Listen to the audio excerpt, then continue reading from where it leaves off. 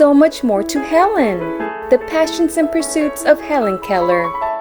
Written by Meek Pincus. Illustrated by Caroline Von Mueller.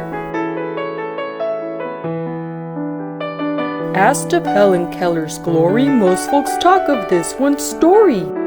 Deaf-blind girl, no one could reach her. First word water, thanks to teacher. Is mostly true and worth retelling.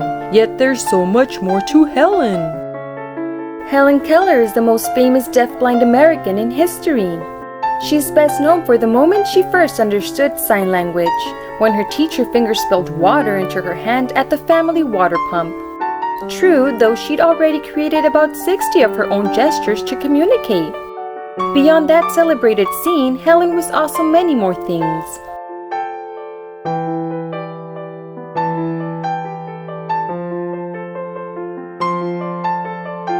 Helen was a friend to her playmate and her mentor, then First Lady and inventor. Helen's first friend was a girl named Martha, who played, baked, and quarreled with Helen in the Keller's yard and kitchen. As Helen grew up, she was closest with her teacher and mentor, Annie Sullivan, and had well-known friends including First Lady Eleanor Roosevelt and inventor Alexander Graham Bell.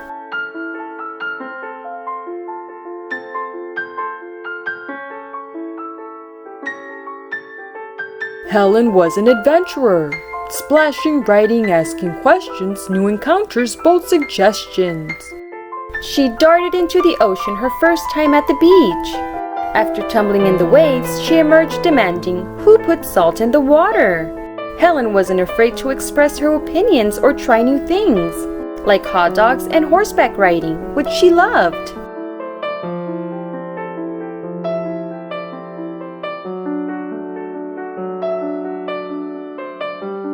Helen was a student, reading, writing, craving knowledge. She was constantly reading and could understand English, French, and German. Once she entered a book editor's office and, just from the smell, signed, "Oh, the books, so many, many books, how lovely." She became the first deaf-blind person to graduate from college in the United States. Braille and signing first through college. Helen was a dog lover, cherished canines of all sizes, true companions, great surprises. She always had beloved dogs by her side, from Scotties to Great Danes. She wrote that if she was granted sight, the first thing she'd do is to look into her dog's eyes. She brought the first Akita to the United States, a gift from the government of Japan. Helen was an author, always writing, never slowing, essays, books, and stories flowing. She loved to write and listed author as her profession on her passport. She published 14 books and 475 other writings, starting with fictional stories in childhood, then writing about her thoughts and experiences throughout her life. Her first book, The Story About My Life, is still read worldwide. Helen was an activist, workers' rights and women voting, anti-racist, peace promoting. She was passionate about peace, justice, and equality for all. She marched for women's rights to vote and for better working conditions, especially for children.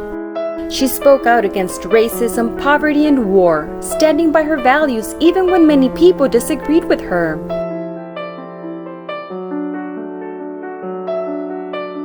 Helen was a jokester, clever comments, joyful laughter, witty wordplay, smiling after.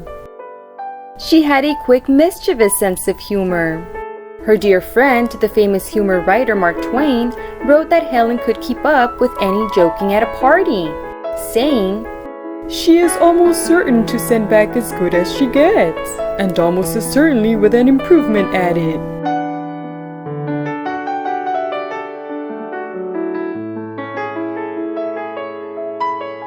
Helen was a performer, Big screen movies, old-time stages, 5 years touring, earning wages. When she and Annie Sullivan needed money in the 1920s, they created a stage act of their story with an orchestra to pay their bills. Helen also starred in 2 Hollywood silent films about her life, winning an Oscar for one.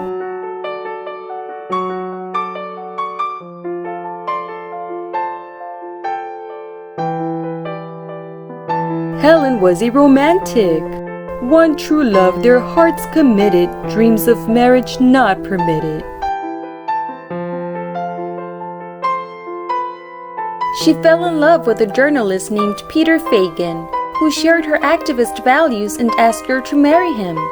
But Helen's family believed, as many people did then, that deaf-blind people should not marry or have children. So they sent Peter away. Helen was a survivor. Discrimination, heartbreak, grieving, never gave up, kept believing.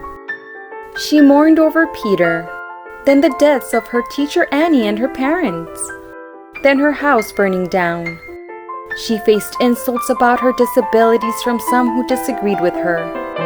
She felt discouraged, angry, and lonely at times, but always carried on and lived to the age of 88.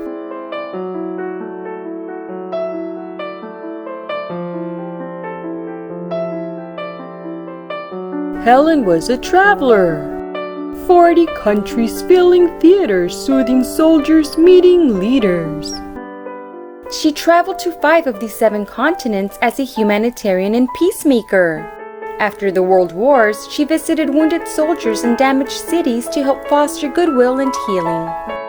She gave speeches in packed amphitheaters and met with world leaders, as well as everyday struggling people.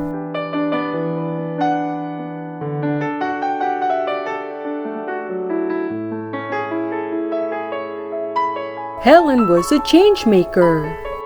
Fought for those with deafness, blindness, laws, employment, school, and kindness. Much of Helen's life's work was advocating for people with disabilities, especially the deaf-blind. She lobbied U.S. states, presidents, and Congress to support schools and job trainings for people with disabilities, for she felt the opportunity to work was most important for their well-being. She inspired compassion and understanding.